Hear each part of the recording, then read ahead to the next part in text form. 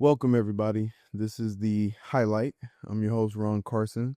Today, I have with me former commissioner, current Board of Education member, uh, Tim Denson.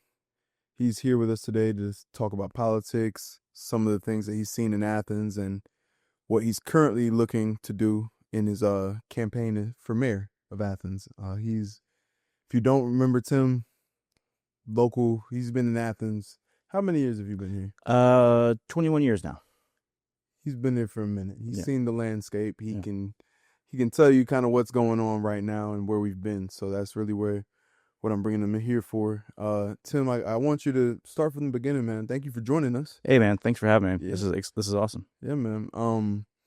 I want to start off with just where you're from. Like how did you get to Athens and what kept you here? Sure. Yeah. So I grew up in rural South Florida, kind of down the Everglades, this little town called Clewiston. My parents were preachers. So I'm a preacher's kid. Grew up down there. Went to college in Fort Myers, and I was just like I was ready for something different. Got hit by too many hurricanes. I was in the music business at the time. Wanted somewhere better to located to work out of. And I'd visited Athens. I'd always kind of liked the city. It was kind of cool. I knew about the music history, and I wanted to stay somewhere in the South. So moved up here into 2004.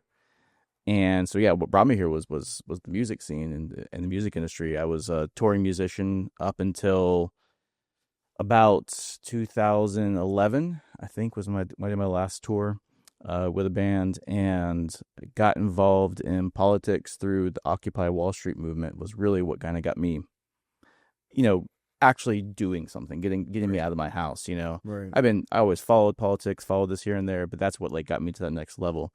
For people that don't know, tell them a little bit about. Yeah, so the Occupy Wall Street movement was this movement started in New York City, and it was really based around wealth inequality.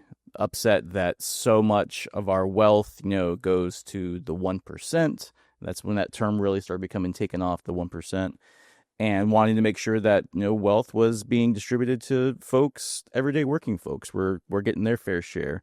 And this was especially coming out of the Great Recession, so things were tough back then. It was a pretty difficult labor market, hard to get a job. Things were hard for people. Not that they're still hard for people, but things were really hard for people, and people really started to organize and stand up against that. And a big part of the protests that were happening was that people were actually camping out, making encampments in places of power. So it started there, actually outside of Wall Street at the park, right across from a lot of the the investment firms and stuff, right there in the park. And they were there 24/7 protesting and doing organizing. And so that happened here in Athens on October 11th, 2011. And it was going to be like a one-day protest here in Athens, but a lot of people showed up, hundreds of people showed up. So we ended up keeping it going. And I got really involved in that for months and kind of learned a lot.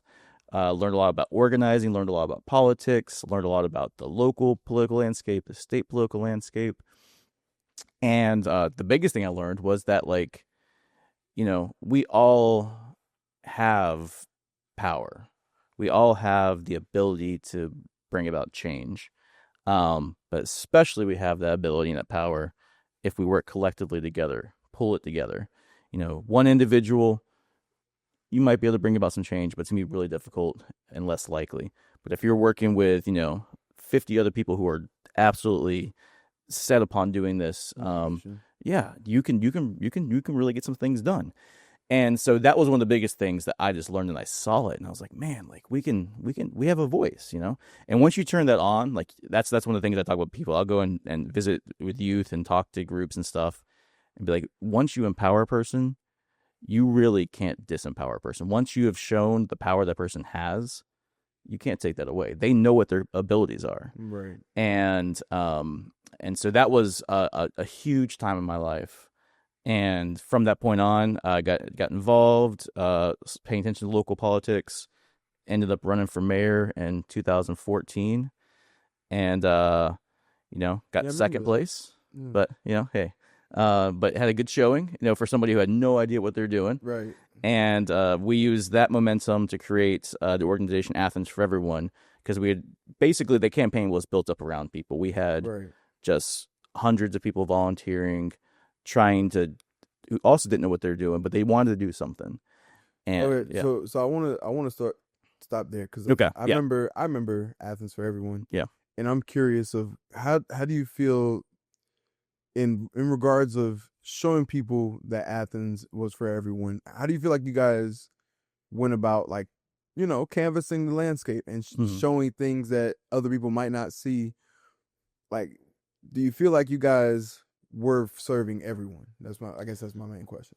Uh, Trying our best, and that's always it. I mean, nothing's organizing is never going to be perfect, Right. and definitely But trying but the tell me, best. but tell me though, like, what Yeah, were the things that you guys really believed and stood sure. on, and what were the things that people were giving you pushback on? I just want to, Yeah, yeah, yeah. yeah, Well, the big thing was, right, is that, like, and I think the biggest thing we got pushback on was people who were more well off and maybe had money and power already right, were like, "You're not doing things for me." And I was like, "Yeah, we're not, because you don't need us to." People who already have tons of power and wealth don't need an organizing group to come over and help them get power and wealth. You right, know, we were focusing on the more than 30% poverty rate here in Athens, Clarke County. We were focusing on the people who didn't have a friend on the commission already that they could pull up anytime they had a need or something like that, get a zoning change. right, People who weren't, didn't have, who weren't on the Rotary Club or in the Chamber of Commerce and stuff. They knew how things worked. right, So we definitely have people who are like, but it's like, yeah, that's not what we're here for. We're here to try to show folks how that does work. We did okay, we did lobbying trainings where we had people come in for free, and we'd be like, it was basically like a 3-day class where you can, like, learn, this is who, we start like, this is who the elected officials are, this is who your commissioner is, this is who your state representative is, state senator, Congress, all those things. This is how that works, this is when they meet, this is where they meet, this is how the meetings go. And then we get into the part of, and this is how the public can interact with them, this is how public input happens, this is where you can mhm, find the public input forms to be able to send emails, this is how you can find their telephone numbers. This is like the state capitol. This is how you can go and actually, while they're in session, go up and lobby them on the floor and send pages in to have them come out so you can talk to them on the ropes. We took people to the Capitol, so we walked them through that thing to, again, try to show them the power they have that I think a lot of times is intentionally hidden from everyday people. Because if everybody knew what power they had, it'd be harder to manipulate it'd folks, be a right? lot of people down there, yeah. Exactly. Mhm. And so we were focusing on those who hadn't had that ability and hadn't had that focus. And so, a lot of the issues that we were pushing on was living wages, getting a minimum wage for all county employees, which that's something that we got done finally in I think it was January 2017, working with the Economic Justice Coalition to get that done. Getting And by that time, you're a commissioner. almost that ended up Okay, running for the commission that year, but okay. yeah, yeah. Continue, sir. And then, like, Sunday bus service, getting that in place. We had a bus system that didn't run 7 days a week, and we did surveys on the bus. We rode the buses and did surveys of people who rode the buses. We went to homes that were around bus service. We went to the multimodal center and did this survey.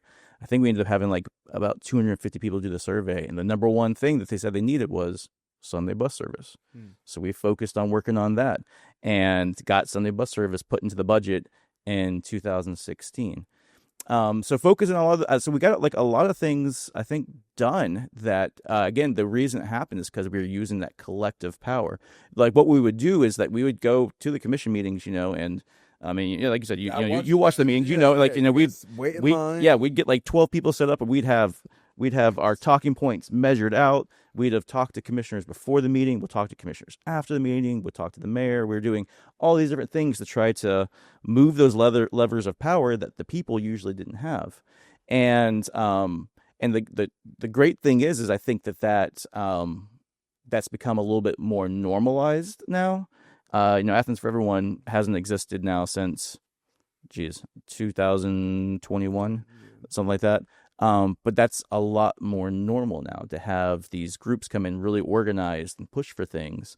And not to say that we were the Feel like first group. There that's was groups that in the past that did it, but it hadn't happening for a while. And I think we normalized it again, and that's become. I think the people feel like City Hall belongs to them a little bit more, which is, I think, a great thing. Okay. Uh, I'm gonna switch to a current topic, but we're gonna go Yeah, back to sure. your commissioner. You say what you said, and we're talking about the Vine Street Mm-hmm. Project plaza. that's on right now. Yeah, Yeah. yeah, yeah. So what, like, in that sense, we know what that area has been like for the past decade. Mm-hmm. What is that something that you feel has, from a former commissioner, do you feel Yeah. like that has the input that would bring benefit to the community? I think it does. I think the problem there is that there's already so much distrust that even though I think it will bring a benefit, there's a lot of people who don't believe that, Mm-hmm. which, is fair. And that's also a hard thing to grapple with. I'm in that neighborhood. I'm there on the Triangle weekly, because I with my working with homeless folks, trying to get them into housing. I know people who we've gotten housed in those areas, and I go and check on them, do case management, see how they're doing. So I'm over there all the time, and I think that area deserves better infrastructure. It does. It deserves. Right. I mean, you can look back. There's been a number of people who've been hit by cars in the area walking back and forth. Yeah. Like Yeah. in the last year, it happens way more than it should. I remember there was a car chase or something that was actually really right behind Yeah. that area. It's just, I get what you mean. And so I think it deserves to have good crosswalks, speed bumps, speed lowering infrastructure put in place, green space, so it's not just a big old piece of concrete that's cracking and stuff. With they should be better. There should be like trees growing, not just weeds growing up through cracks in the parking lot. Right. But yeah, we need to make sure that it's being done in a way. Basically, we have to build more trust. That's what it is. And that's what I was going to ask too. Is like, where I'm not familiar. So yeah, how did that distrust, from your point of view, how do you feel like that? I mean, came about? Starts with the history of America, but goes all the way up. I mean, through the history of Athens. I mean, that whole area, a lot of change. The last time like really big changes happened in the area was back in the late 90s, back whenever we had black gentlemen killed there and shot dead. Mm-hmm. And the community finally put their foot down. It was like, no, this is just too much. This kind of stuff shouldn't be happening here. Right. I remember Commissioner Sims. Yeah, he was a big pusher. Yeah, because he was on back then. Yeah, exactly. And the thing is that, because at the time then people were like, no, we shouldn't do it. Like, there were people that wanted, as you said, wanted to do it, but then there was also a group of people that didn't want. They were like, this isn't advantageous to the community. Right. And so because I'm looking at what's been there, and now I'm curious of like, okay, well, where does this go? It's like, well, if somebody's going to do something cool, and now we have all of these other, service areas that we can go put the fires out there next. Yeah. I'm curious of just, is the distrust really and from what it sounds like, it's like a government thing, like how the government operates with these kind of properties. There's not a lot of trust there. Is that what you're saying? With that, and it's also just with power balance. I mean, that community has been, not given the support they've had for forever. So whenever something does happen, I feel like they're like, why should we be trusting you here? Right. You've left us, you left us in the lurch for years, and now you're going to come in and do something. But because this, I've been following the dialogue and the pushback and stuff to the proposal on Vine Street, and my understanding of the big concern is that people feel like they think that it's a rezone, and then that's going to open the door for student housing to be built there. Right. But it's actually not a rezone. It's a planned development, which means that only that map of what you see, that is all that's legally allowed to be built there. And nothing else can. If somebody wanted to come in and build student housing, they would have to do a completely another rezone, all this other stuff. So I feel like that's the big fear, and I understand that fear because of the gentrification that's already happened and creeped around there. Right. So again, that distrust, because they've seen that what's happened in other places. And so I think this also comes to a lack of, of educating the public, again, telling them about like how this is how this works. This is how rezoning works. This is what a planned development is, because it's confusing. I mean, before I got involved, people, and they use like acronyms to be like, oh, this is a PD.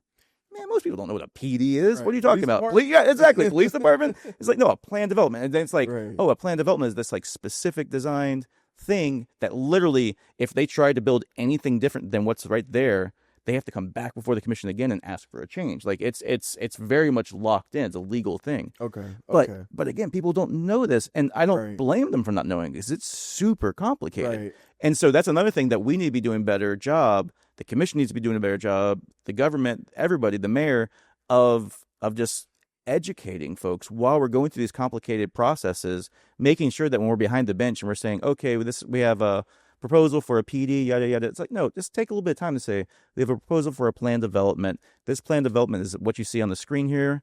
It cannot be anything different than this. If it wants to be, then they have to come back before us. Just explain a little bit.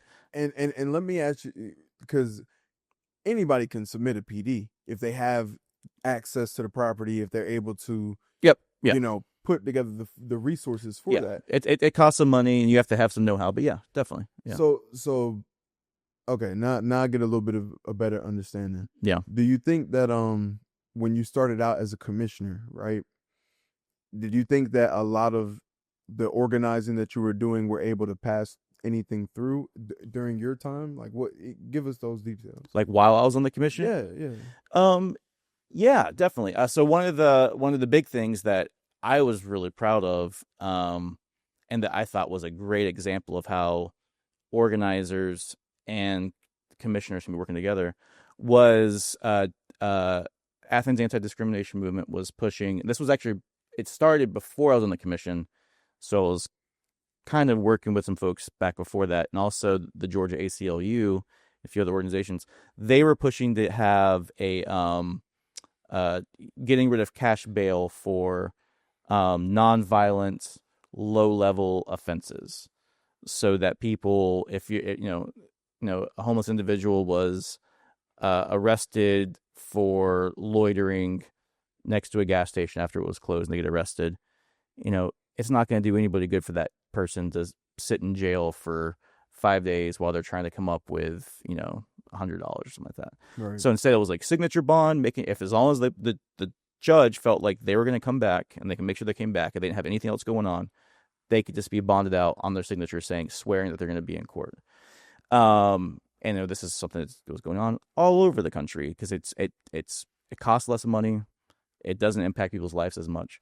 So AADM, Georgia ACLU, was working on this ordinance to get that done.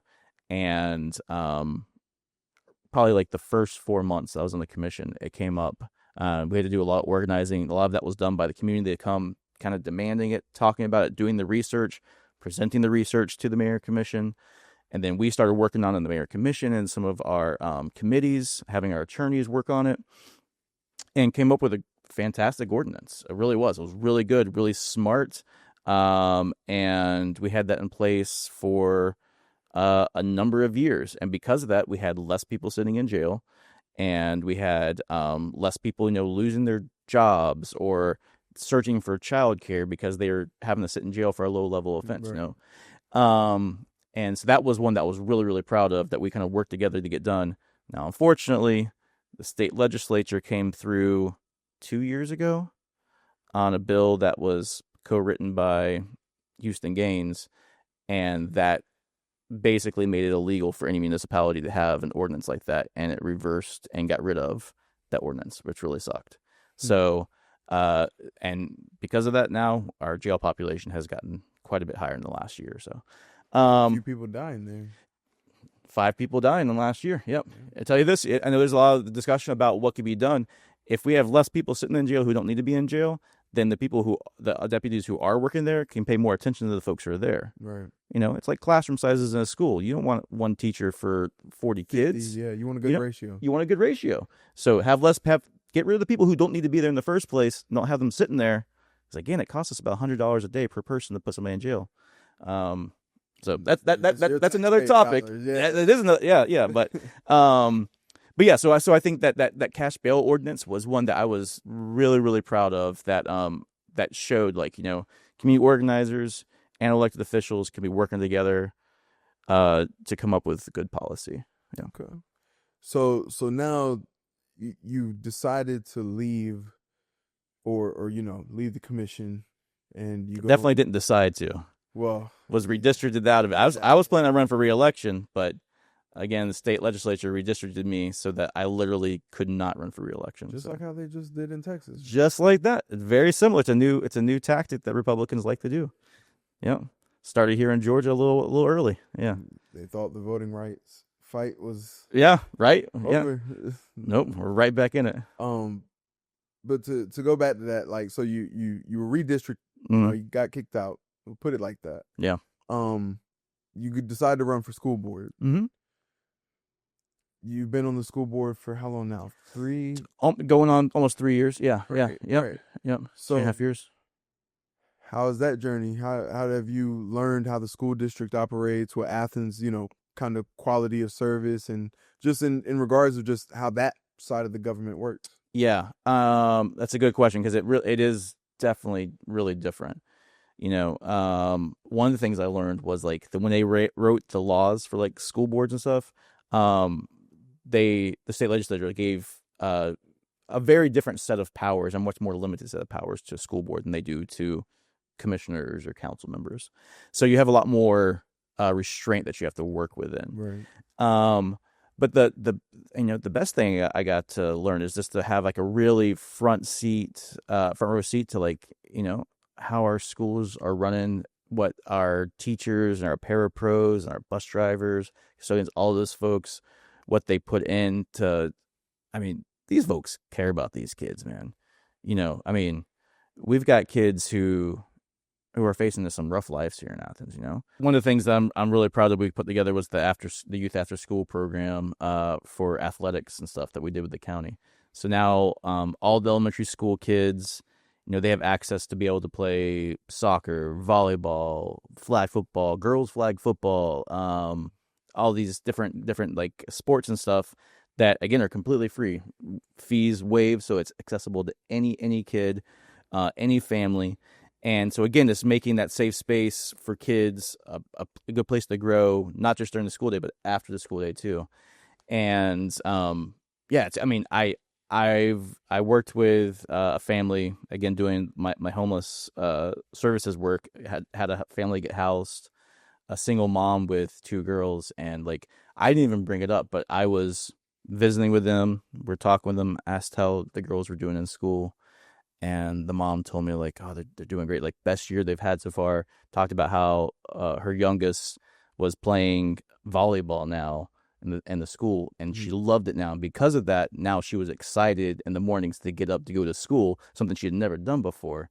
And I was like, this woman didn't even know I was on the school board. She didn't know anything. I was just like, but inside I was like, yes, like that's what we're hoping for. That's the dream right there. Right. And she talked about like, yeah, we couldn't have afforded it, but they told us it was completely free, so they got in there. Right.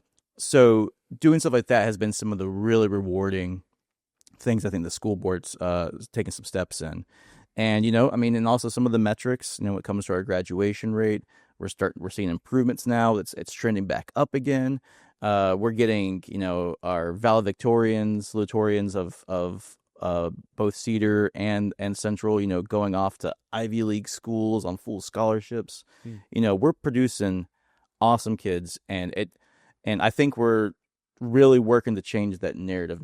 People try to talk trash about CCSD sometimes. That was the next thing I was going to bring up, because what was it, last week or the week before, we had an incident at Clarke Central. Mm-hmm. A student brings a gun on campus, and you have parents at home that can't even get in touch with their kids. Yeah.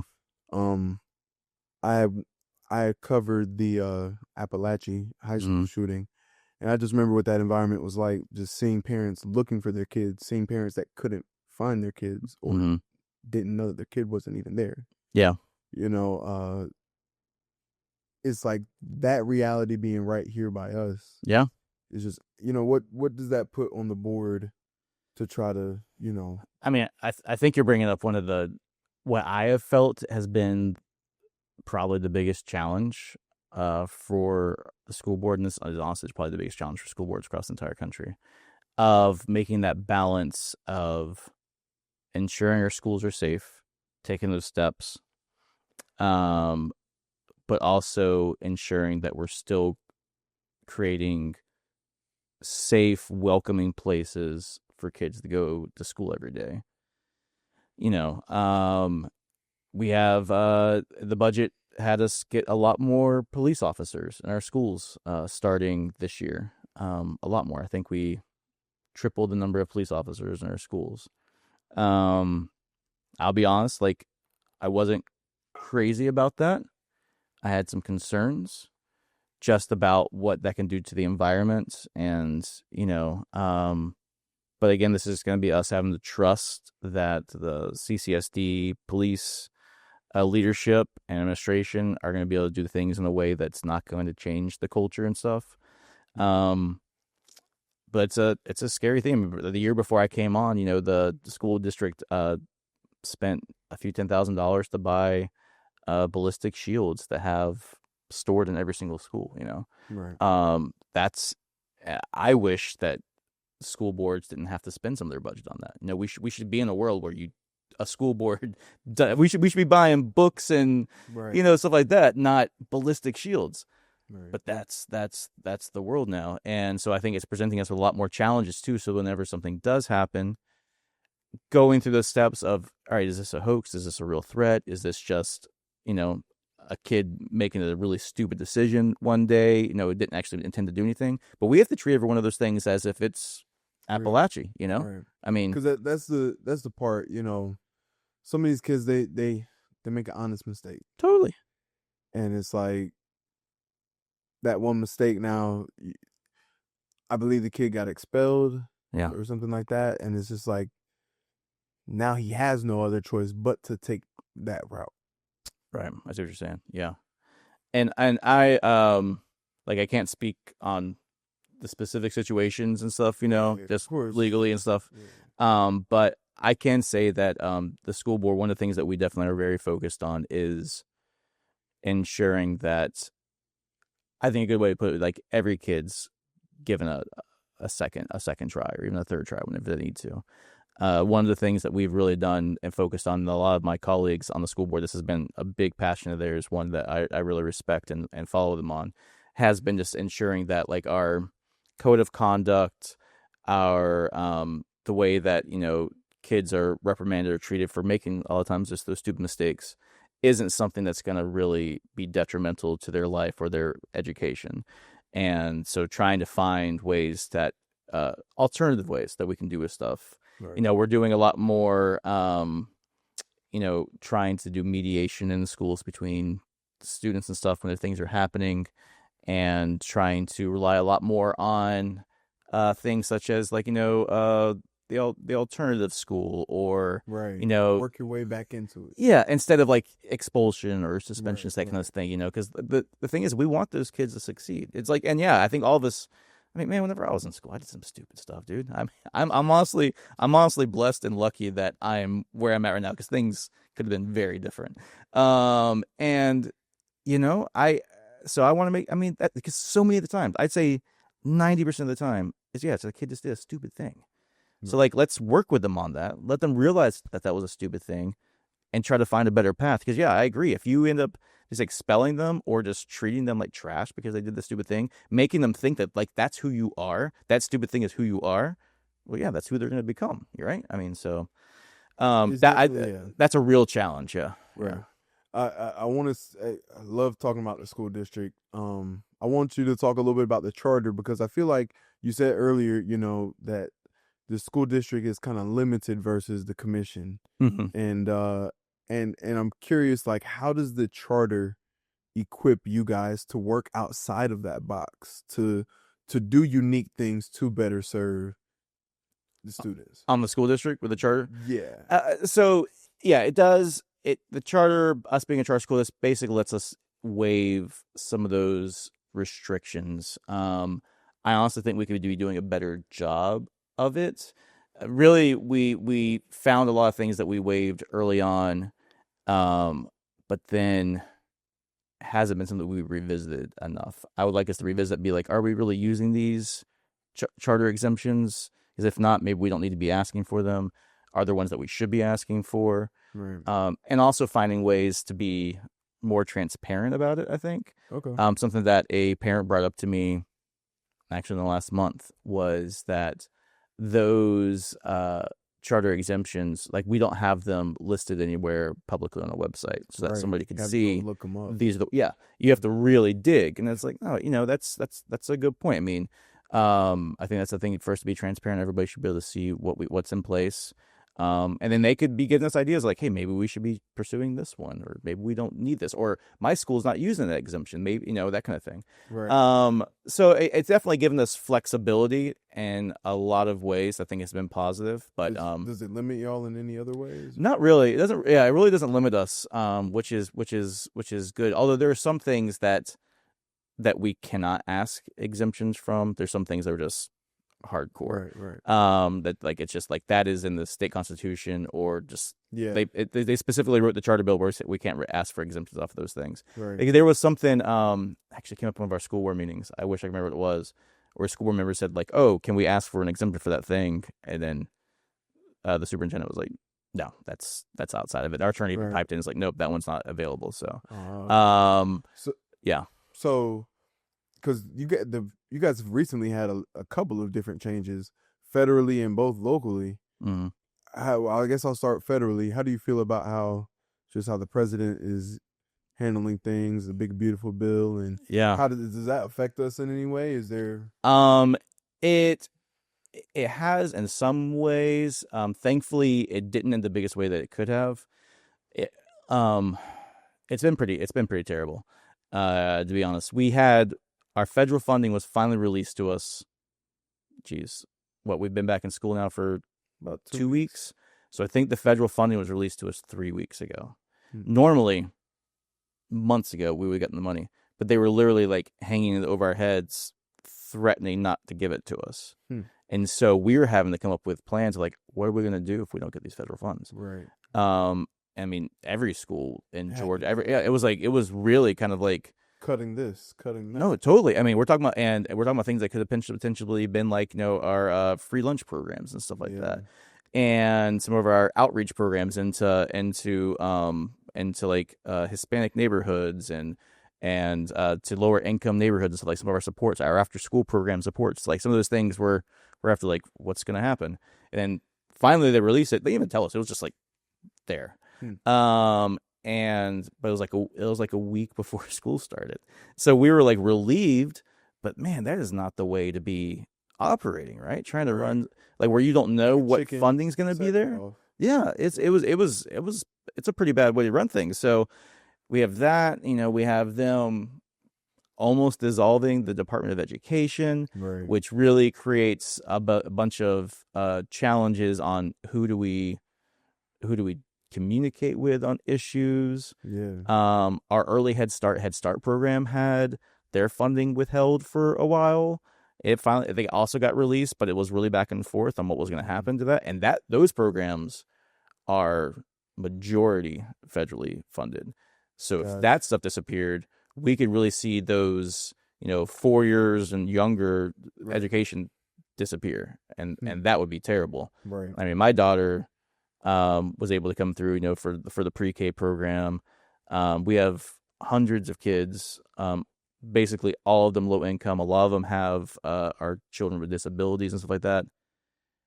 That's something that we're really going to have to watch. And I think the biggest change that impact is having on us is that when we're thinking about our budgets now, we're kind of having to budget for two things: budget the way things are now, and then kind of budget like in an emergency budget backup plan in case these fundings disappear, so that we don't lose our early Head Start or Head Start program and stuff like that. So I got you. The other change that I wanted to mention, I guess, you mentioned earlier, Dr. Hooker left. Tell me about that situation and how you feel like it's transitioned with the new superintendent, and just where now, okay, like, it seems like, once again, all these different big changes. Yeah. How do you guys operate under all that? Yeah, no, I mean, it took me by surprise. I think Dr. Hooker was doing a great job. We were going in a good direction, and we were all working well together. So it was definitely a big surprise to me whenever he told us that he was leaving. And of course, that all of a sudden we're like, all right, so now we have to appoint an interim, which we have, and Dr. Scott, who was the head of the vice superintendent of academics and stuff, is now in there as our interim.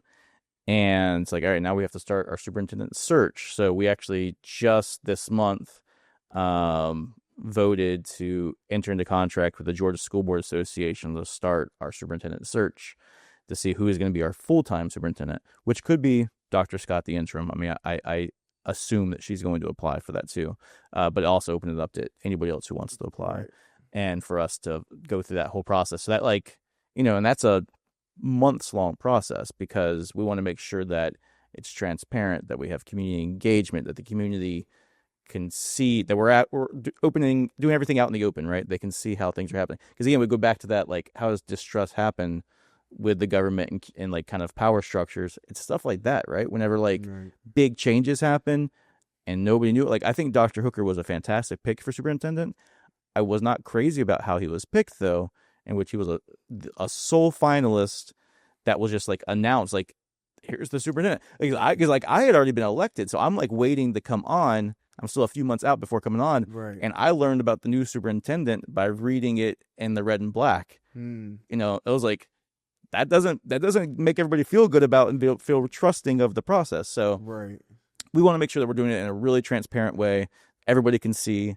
It's all above board, and also that we just come out with the best potential possible superintendent we can have. So Yeah, I was definitely surprised. I mean, growing up and going to BHO, Dr. Hooker was mine. you were there, yeah, Principal, yeah, Clarke Central principal. yeah. I to hear him get to that, I was like, oh, okay, salute. Yeah, he's getting the due that it seems, because he's been here forever. Yeah. So he put in the work. Yeah. So that was definitely just surprising. I got to meet Dr. Scott. What was it? Maybe like a week ago, 2 weeks ago. Whenever if y'all didn't know, Athens, there was a nonprofit gifted savings. Yeah. They came, they gave basically investment portfolios to all of the high school seniors in Clarke County. If you graduate or if you become 18 by the end of the year, you'll have an investment portfolio in like Bitcoin, Nike, Facebook, things like that they will transfer over to you. You have some bread. And I think they'll be doing it for a couple of years, but just as a board member, what was that experience like? Did you guys even know about that, or like how did that? We knew a little bit about it. I wish we had known more about it, to be honest, because it was also, some of it was also a surprise, and we just didn't have. I wish we could have just like talked to them a little more about it, just so we can have some of our questions answered. But what were some of those questions? I'm just curious. Some of that being, like who is selecting the funds that go into it, and is there any kind of, do any of the people that are associated with the organization financially going to benefit from those funds going and stuff like that? Just things like that. Like how are they being selected, and just making sure that it's being selected with the student's best interest and nobody else's best interest. That was honestly my only real big one. Because in general, I think it's a pretty awesome idea. I think one of the things that schools in general and education in general has done a less of a good job about has been like when it comes to the home ec kind of stuff. I mean, I took class. They literally told me, like, this is how you fill out a check. Right. This is what an invoice looks like. This is the different parts of an invoice. This is what it. I mean, because like kids don't know this stuff, man. Right. And that stuff was helpful for me. I honestly think it was. And talking about just like retirement, we did a similar thing, but it wasn't with real money. Back when I was in high school, I wish it was. Is I actually won the contest in which we had to make our own investment portfolio at the beginning of the semester, watch it through the entire year. At the end of the year, whoever had the best returns won. I won. uh, wait, but I didn't win any money though, right? I just like Right, got right, bragging rights. I don't know. So it's cool that these kids are learning that because it's a real thing. I mean, I'm getting older now. I've been having to move, investment stuff around, watching it and stuff like that. I right, mean, right, that's a big part of life. But again, when you're a kid, that's so far away from you. Like I mean, right? I mean, when you're 17 years old, you're like, I'm gonna live forever. That's right. that's the way you look at things, and so I think it's smart to have this kind of lesson going on, and especially nowadays, whenever like that whole investment landscape is just changing so Yeah, much. So, right. I mean, honestly, by the end of the year, these kids are probably gonna know more about investment stuff than I am, which is Same. great. Right. So you want So, yeah, and I mean, and what a great incentive, right? You get $1,000 out of that, and I mean, hey. So why I not? yeah, why not? So I'm all about it. Yeah, and I just want to make sure that we're also like yeah. The other question that did come up with some school board members was like how this is going to be studied and followed, like the metrics and everything. Like, is that kind of stuff going to be shared with the school district so that the Hmm. school district can benefit from that also? Okay. Yeah, because it's like any other. I mean, we have partnerships with a lot of universities that come through and they want to do some kind of study or something like that, and they enter into a Hmm. partnership with us. But we vet those things really closely. Be like, okay, is we're not going to just let you get some of the metrics and stuff from our students here unless it's going to benefit those students, Right, right? right. So just those things, but I feel confident that we'll work through all that. So that'll be Yeah, I so. believe, if I'm not mistaken, just from listening to the announcement, because I Yeah. was there to cover it. Um, it seems like the investment portfolio is already shared out, Mm-hmm. and I don't believe that the kids can go in and be like, oh, I want to invest $100 over here. But you Right. might Right. know Right. more Right. than I do. But if I'm just remembering, I think that's it. And so I think, yeah, there are definitely some ways that they're getting them introduced. Still a big game to play though. Yeah. You Yeah. know. Definitely. Yeah. So yeah, so we're caught up, man. Now we're really kind of getting into what I brought you here for today. You're running for mayor. Yep. Running for mayor. So you're not new to the political landscape. Right. If anything, you've got some bumps, some bruises. You've fought a Sure. bit. You've Yeah. lost Yeah. a bit. Won Yeah. some. Yeah. This probably seems like your best shot.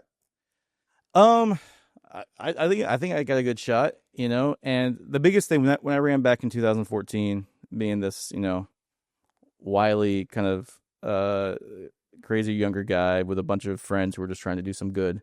One of the biggest criticisms that was thrown against me was you're inexperienced. You don't know how this stuff works, and that was valid. They're right. I mean, I think I could have figured it out, or else I wouldn't have been doing it. But it was very valid that I didn't know how these things worked, and from that whole experience though, and before, like I I realized, I mean, this like, again, I've been here for 21 years now. It's the city I've lived in the longest in my life. We moved around as when I was a kid. Again, my parents were preachers, so we moved all over the place. This is like my home, and this city has taken care of me. This city has supported me. It's given me my wife, my child, just a fantastic life. And I definitely like made it, I think, an unconscious decision that like I was just gonna like dedicate my life to like giving back to this community and making sure that I can help all the other people in Athens have as good of a life as I have had here too, and having that opportunity to, at least. And so, I really committed to like I'm gonna get this experience. So I immediately after that went and I signed up to serve on the ACC Vision Committee and started working with the county with that. Obviously being on the commission and on the school board, but also being on the board of Envision Athens, on Georgia Initiative for Community Housing, on Okay. the Inclusionary Housing Committee. Like I just started like finding like where are the opportunities where I can learn more and I can be giving back and just getting a better toolbox of different like resources and skills that I can use to help serve this community. And I do feel like I'm very, very confident. I have a very strong understanding of policy, of the limitations that are in place, because when it comes to doing policy here, also of who the players are, in the community, and who the players aren't, and that's again that's a big problem that I want to focus on is like who's not at the table that really should be. because I truly believe that we make better decisions and have more to work with when we're reaching out to more folks to bring them in. And I mean, it's awesome. I mean, and you float in these circles. You know this too.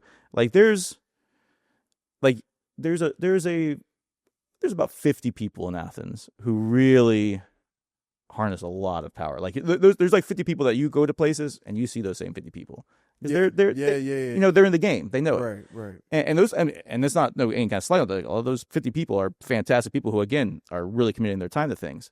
But that's also a bit of a problem that you're always kind of seeing the same 50 people. You're in that box. Yeah. It's something that's always bothered me a little bit. I'll tell you, like growing up here, Yeah. didn't know that box existed. You're right. And I mean, growing up in East Athens, Yeah. never knowing that, you know, that's kind of how things operated. Yeah. And then to see, like, y'all, is different in the sense of, like, you see them doing what they're doing, try doing what you're doing. Oh, yeah. And it doesn't work over there. Yeah. You have and it's not no beef, no slight. It's just to say, like, you have to get around. Athens is multifaceted. There's the Athens Christians over there on, you know, the north side of Athens. Yep. It's over here by Nellie B. Is several different sides that you got to get into if you want to even begin to understand that side. And that was and yeah, I mean, I was honestly kind of surprised, and I was just like, oh, this is not how I thought it worked, but it is. And also that part of like Athens River when I was building that, like it was us kind of trying to build our own box. Yeah. It was a weird, janky, weird box and stuff, but like a box that other people can get. That was like that had doors open that people could come into. You know, whenever I ran for a commission, I was you know, one of the things on my platform I was calling it was report card. Well, no, it was that, but it was doing an open door, an open door governance or something like that. Like, I want to have a city hall with open doors, something like that. Okay. Where that was like, you know, it was open for everyone to be able to come into, to be able to engage with. Because it's true that box is just there, and it's really difficult for people to get through. But yeah, I mean, doing like the report card, I think is also huge. Again, that's the education component. Be like, because most people don't know what's going on. Most people don't know how the commission or state representatives voted on this bill, but they might know that bill's important to them. So then you show them like, hey, this is, you know, the person that you voted for, this is how they voted. You know, people are like, oh, you know, so just that education component and is good. And I'll give a little pushback, right? Sometimes, because I'll say even with you, sometimes how you voted doesn't define you. You listen to your constituents. You have your people that you got to kind of answer to. Yeah. So I think it kind of goes both ways. But I would always say that, and that's one of the biggest, hardest things. Whenever but your vote, to me, a responsible legislator, an elected official, your vote should always be whatever you thought is in the best interests of the community. Like gun safety and locking your guns up. Totally. Yeah, no, I you know, and it's like, I know you always no question, you know. And I mean, because I had it, I mean, especially when it came to like zoning stuff, I mean, I voted for some things. I was like, listen, we need more affordable housing in this thing. I understand some folks are going to be a little upset. I'm hearing from them, but I'm still going to vote this way. And I took some bumps and bruises for it. But it's because I'm not going to ever vote or advocate against something that I genuinely believe in and just know is the best thing. And that's hard sometimes, because then you get a couple of powerful people in that box come over and they're like, hey, I know what you're saying, but we really need this not to happen. Yeah. You know, and that's hard to push back against. So, right. Yeah. So, man. Okay. So you were separated from some of this action, right? Yeah. Now you want to jump back into it. Yeah, man. And so let's just talk about some of it. I was watching the same thing with the PD for the Market Street, and Ms. Johnson had an announcement. You know, she was trying to speak on the item, and you know, her and Mr. Gertz had a back and forth. Yeah. She announced that there was like some money that was paid. You know, it's like, what do you see?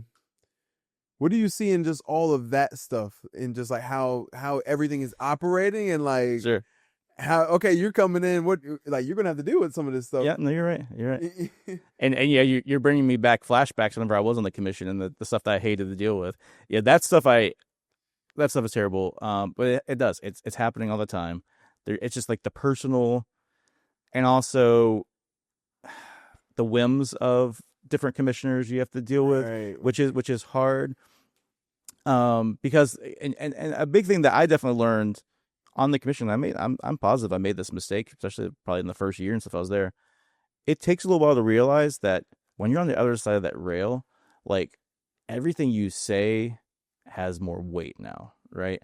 And not only more weight, but it operates differently. And so you might have somebody might have told you some rumor or something that was going around about like, oh, some money was paid for this thing. But you know what? I think that because my words on that commission, like if you're a commissioner, your words have more weight. That like you can't say that out loud in a meeting unless you know, because otherwise you can make what is a untrue rumor, and you might think it not know it's untrue, but untrue rumor become fact because you just said it in an official capacity in a commission meeting with newspapers there, with videos running. It is in the minutes. Like that is, so you just have to be so careful. And then the same thing when it comes to like the back and forth, and we've had some back and forth in the school board too. That I'm like, oh, gee, I wish this wasn't happening. That we all just need to, as elected officials, really commit to like, putting our best self forward when we're in those meetings. Because again, like it's and honestly, you're a little bit I don't want to say it's an act, but it's like it's a different version of a very professional version of yourself, because you have to be careful, because like you can really mess some things up without knowing. I mean, we definitely have had like lawsuits lost and stuff by the county because a commissioner said something in a meeting, and then now that's used against us in court. Like that hit like. I know for a fact that that's happened in the last few years. And so you got to be careful, and it's easy to get your emotions boiled up though. I mean, sometimes you're in it's a pressure cooker, it's hard. I honestly started having panic attacks for part of the time I was on the commission. Stress. And they say it's 24 hours.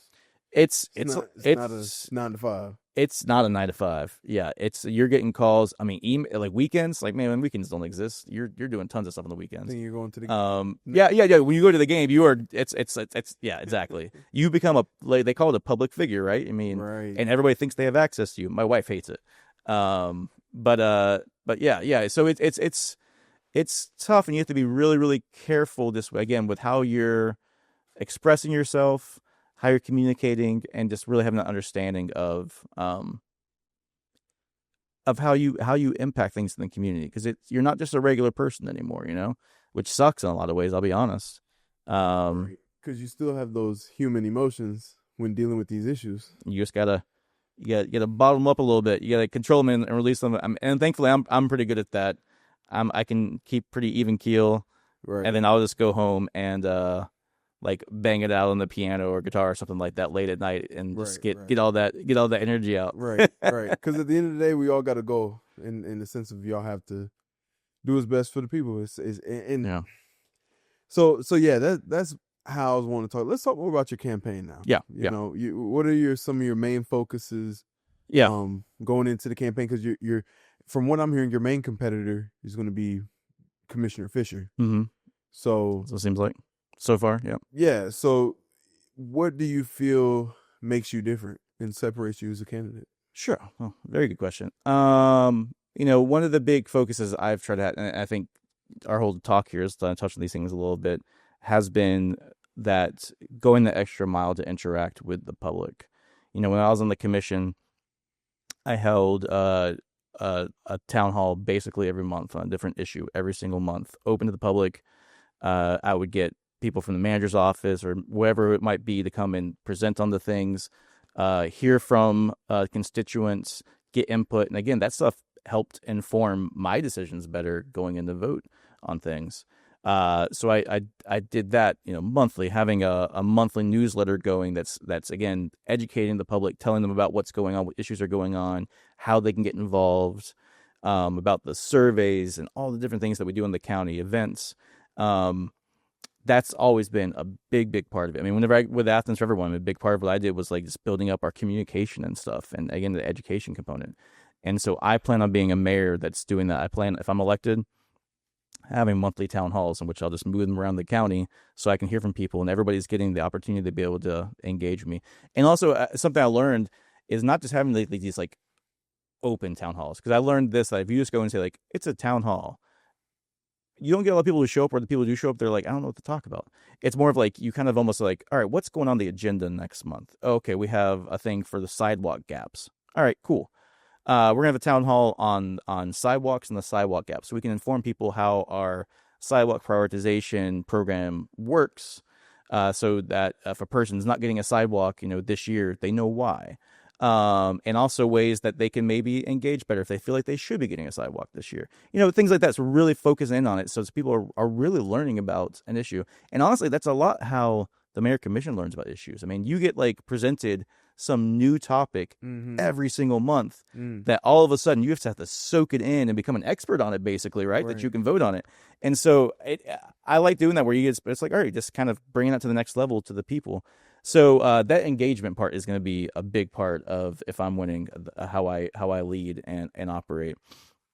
Another big thing is just like, I have a really strong understanding of housing policy and how to deal with the housing crisis that we're in right now. Speak to it. Yeah, so when it comes down to it, the first big problem is supply and demand. Basic stuff. We do not have enough housing for the number of people who need housing in Athens. That is the number one problem.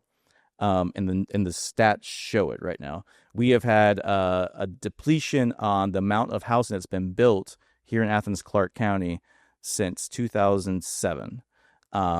Yet, at the same time, our population has increased every single year going up.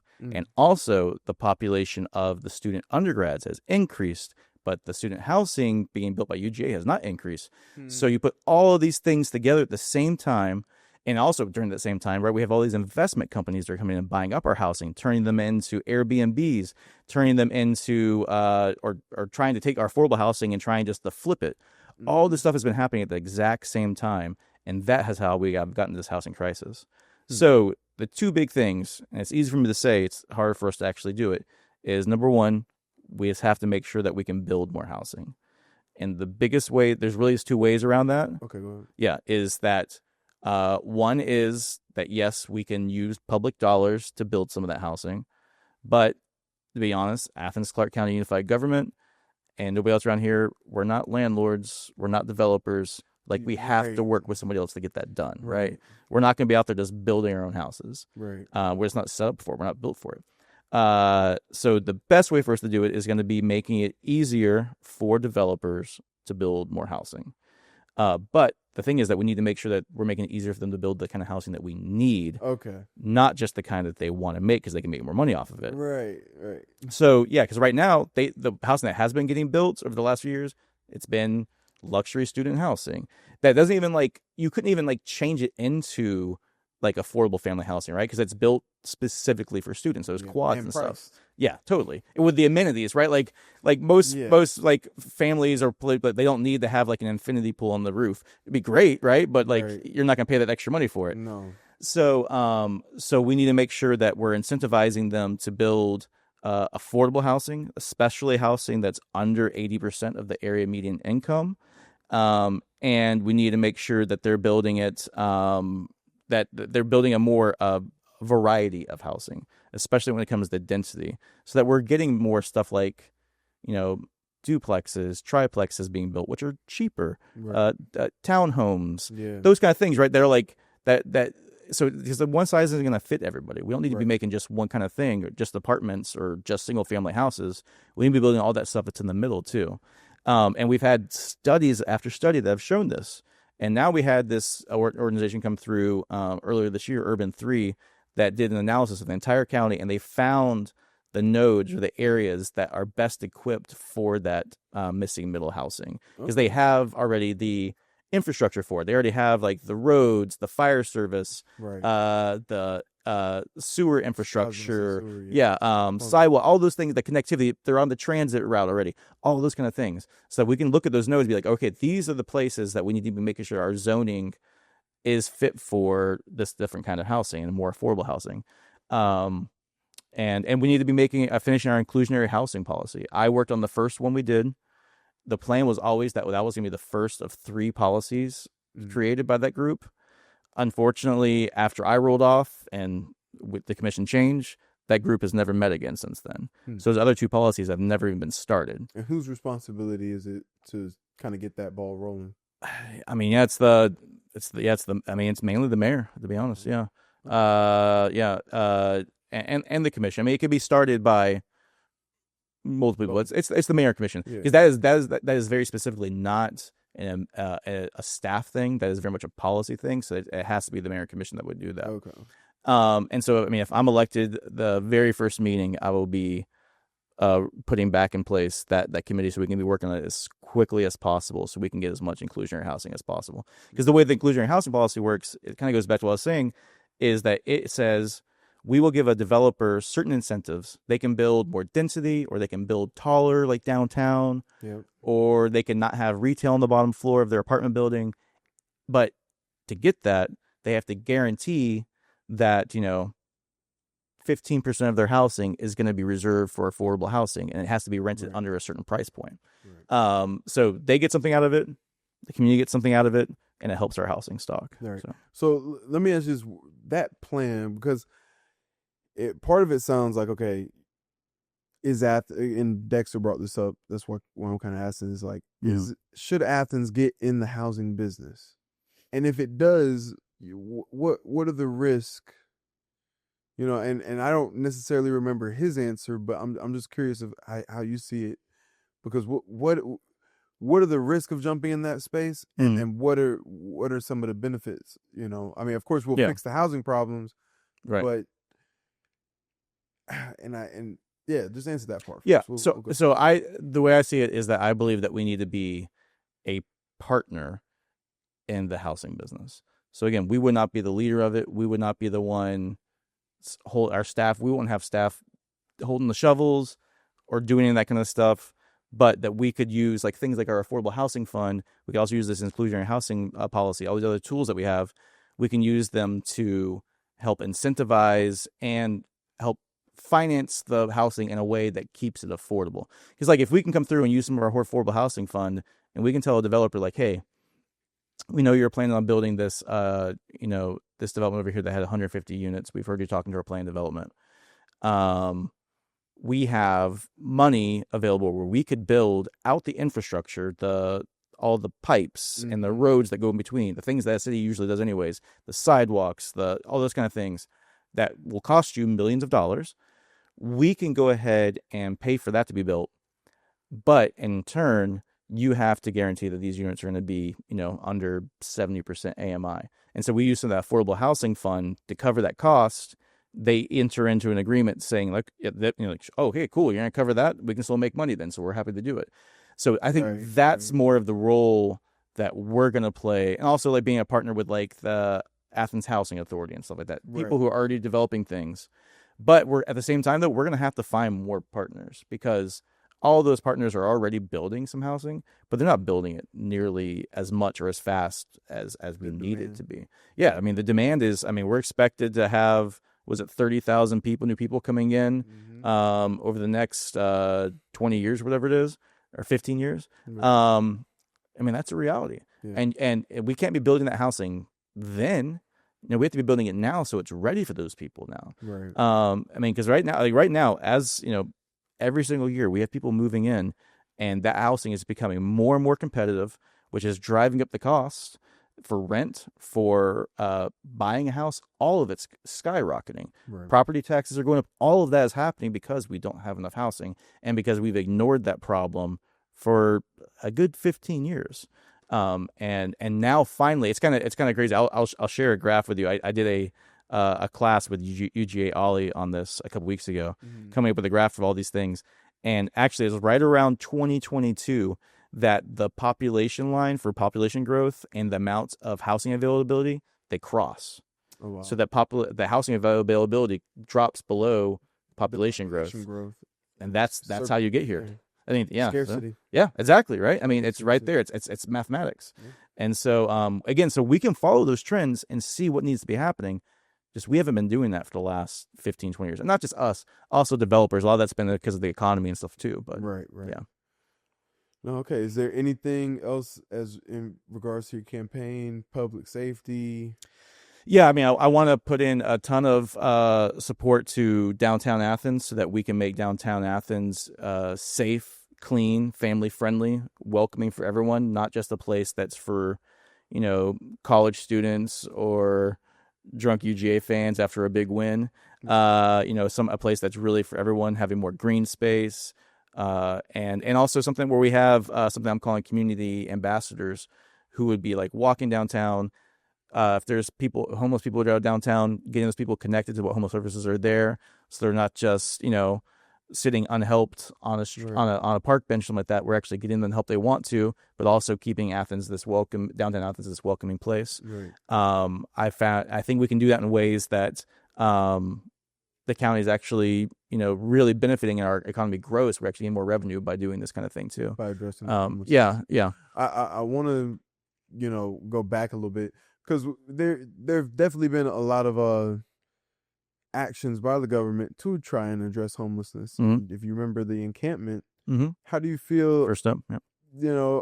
How do you feel about that? And how much of an impact did that make in getting where we are now, and even trying to address this problem overall? Because I mean, it seems like it's still here. So yeah, it's like, how do we restructure and move forward, or try to continue to push that? Yeah. I mean, it's going to be a few things, but I mean, part of this is very linked to housing, right? If the housing is that competitive, obviously the last person who's going to be able to compete for housing is somebody who's living on the streets, first and foremost. So part of this is we're just going to have more housing, more units available.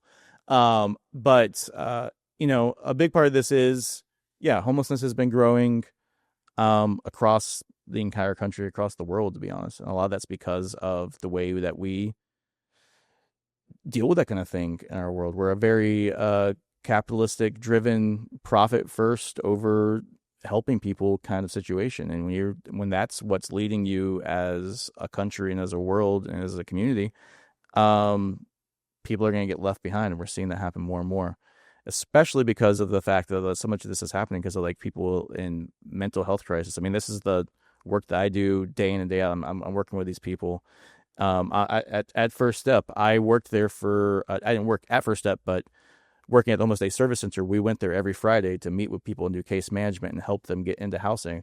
I successfully moved people from First Step into housing. Some of them here in Athens, Clarke County, some of them in surrounding counties and stuff, or help them get reunited with family members who are nearby, or stuff like that, so they could be living with their families again. Right. And at the time, because I wasn't here then, but if we were doing something good with it, why isn't it here? Yeah, so I definitely say the way it was administrated was not the cleanest. There was definitely hiccups during the whole process.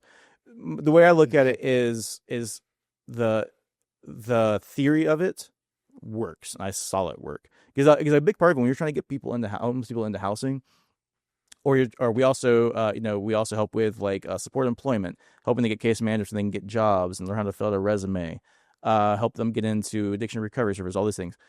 But one of the biggest difficulties in getting somebody who's experiencing homelessness into any of those kind of resources is it's just hard to find them, right? Because like they don't have a fixed address, they don't have a place that you can send mail to. They don't. A lot of times their phones get cut off constantly because of like not having enough money, so you don't have a phone number you can call. Right. It's really, really hard just to get them in a place consistently so you can do what you need to do to help get them housed. First Step really helped with that because on Fridays I knew where those folks were going to be, and I could go down there and I sat with them. We did the paperwork together. We got their documentation that we needed to put together for their application, all those kind of things, and it made a lot of some of those difficulties and remove some of those barriers. And that's really what it comes down to. A lot of times homeless people are homeless because they have so many barriers to getting housing or getting anything else. Right. Whether that is, and sometimes they're really serious chronic behaviors like barriers like mental health, schizophrenia, depression, whatever it might be. And so what I've learned from doing this work for a while now and seeing programs that have worked like that, also permanent supportive housing, where we get somebody into housing and they have permanent case management multiple times a month, where they have somebody who's going to be, and a lot those are the people who have those really serious barriers, and they're probably going to need that for the rest of their life, where they're going to have somebody just checking in with them, making sure that they're able to get their meds, making sure they made it to their doctor's appointments, making sure that they understand how to pay their electric bills so their lights stay on, those kind of things. Right. But it works when we do those things. I've seen them work. And the difference is, the problem is that it costs money. It does. It costs money to pay those case managers. It costs money to pay the rents. The thing is, though, right now, the big alternative that's being talked about and stuff is also really expensive. Trying to just, I mean, honestly, Spend more money. They've been getting put in jail. A lot of the big part of it is for being honest, like there's a lot of homeless people just get put in jail. Yeah. They get arrested because they're sleeping on a park bench. So they get sent to jail. But the crazy thing is that right now in the state of Georgia, it costs $98 a day to house a person in jail. The Georgia Housing Voucher Program, the permanent supportive housing thing that I was talking about, that costs $48 a day. Wow. $50 difference right there. And so helping them instead of right, you're dealing with the problem, but you're dealing with it in a positive way that actually is going to help them. Actually, I mean, some of those people are going to get back into the job market. They're going to help. They're going to get their SSI or SSDI they should be getting in the first place to get more money coming into the community, whatever it might be. Plus, it's costing you less money. So like, what's the smarter way? No, I agree. It's hard. It's going to take us some really focusing on it and doing that. But the biggest thing I hear is like, well, this costs too much money. It's like, no, it costs too much money not to be dealing with this. We're paying for this right now. Either we're paying for it by having to spend $100 for these people in jail, or paying for it by having our roadways be more dirty, paying for it by having these folks live in addiction constantly and going to our emergency rooms constantly, which costs us thousands of dollars. It impacts all of us. All of these things, we're paying for it one way or the other. Do we want to pay for it in a really productive way that helps people, or pay for it in a way that really isn't doing anything to the problem? Like you said, we're still dealing with this. Right. So that's our choice. Yeah. Well, I appreciate you. Yeah, man. Thanks for coming on. This has been a good conversation. Thanks for having it. Yeah. I hope we'll catch you out there on the campaign trail. You definitely will. Definitely. Y'all. Is there any information, Facebook, Instagram, they can follow you or? Yeah. Please do. Yeah. Go to timforathens.com. That has all my socials there. People can sign up for my newsletter there, and we'll be having the big campaign kickoff at Authentic Brewing on Saturday, October 3rd, from 4 to 6 p.m. Cool. Well, thank you so much for coming by, man. Thank you. This is the highlight. Y'all make sure to like, subscribe, and share it wherever you get your podcasts. We'll see you on the next one.